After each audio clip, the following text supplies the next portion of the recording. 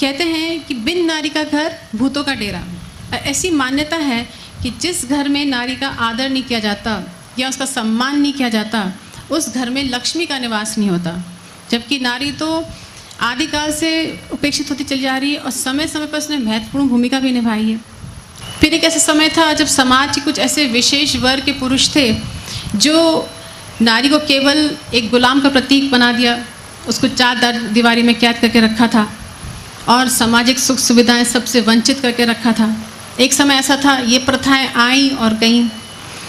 अब देखिए, त्रेता युग में वो नारी शक्ति थी जिसने देवासुर संग्राम में राजा दशरथ की रक्षा की थी, और वो नारी शक्ति ही थी जिसने असुरों से जान बचाई थी।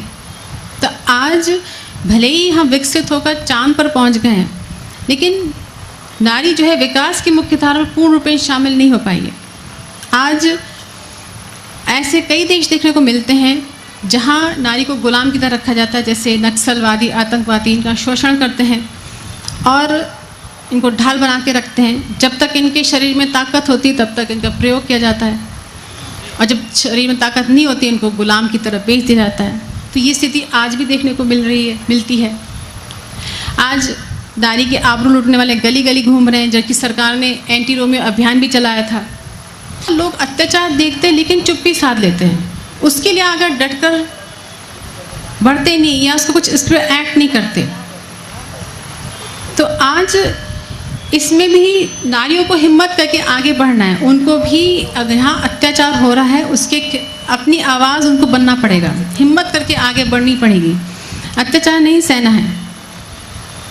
आज हमारे देश में देखिए, हिंदुस्तान में 5% या 10% आप देख लीजिए कि घरेलू हिंसा हर जगह होती रहती है।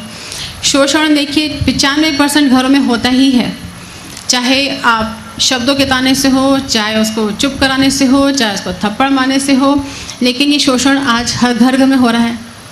कई नारियां उसको सह लेती हैं, कई लोग उसको उभर करके आती हैं और उस पर ऐड करती हैं, लेकिन जो नहीं कर पाती हैं उनको थोड़ी हिम्मत लानी पड़ेगी और आगे बढ़ना पड़ेगा। तो ये शोषण आप घर में देख रहे हैं, ऑफिस में देखिए वहाँ होते हैं, वहाँ भी शोषण हो रहा है, में हो चाहे ऑफिस में हो, लेकिन ये शोषण दिखाई पड़ता है। लेकिन महिलाएं इतनी ग्रेट हैं, इतनी अच्छी होती हैं कि ये सब सूली पर चढ़ती हैं, उतरती हैं, फिर ज़मीन जो खिसक जाती है उसको तलाशती हैं, फिर फूलों की तरह खिलखिलाती हैं, मुस्कुराती हैं।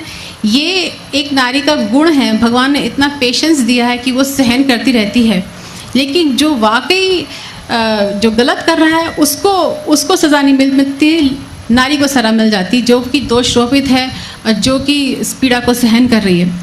तो नारियों को अपनी हिम्मत करके जागना पड़ेगा, जगाना पड़ेगा, और जो अत्याचार हो रहा है उसके खिलाफ लड़ना पड़ेगा।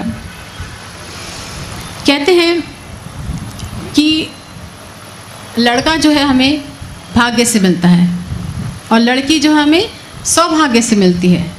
मतलब जब हमारा एक भाग्य अच्छा होता है तो भगवान हमको लड़का देता है, लेकिन जब हमारे 100 भाग्य अच्छे होते हैं तो भगवान हमको लड़की देता है।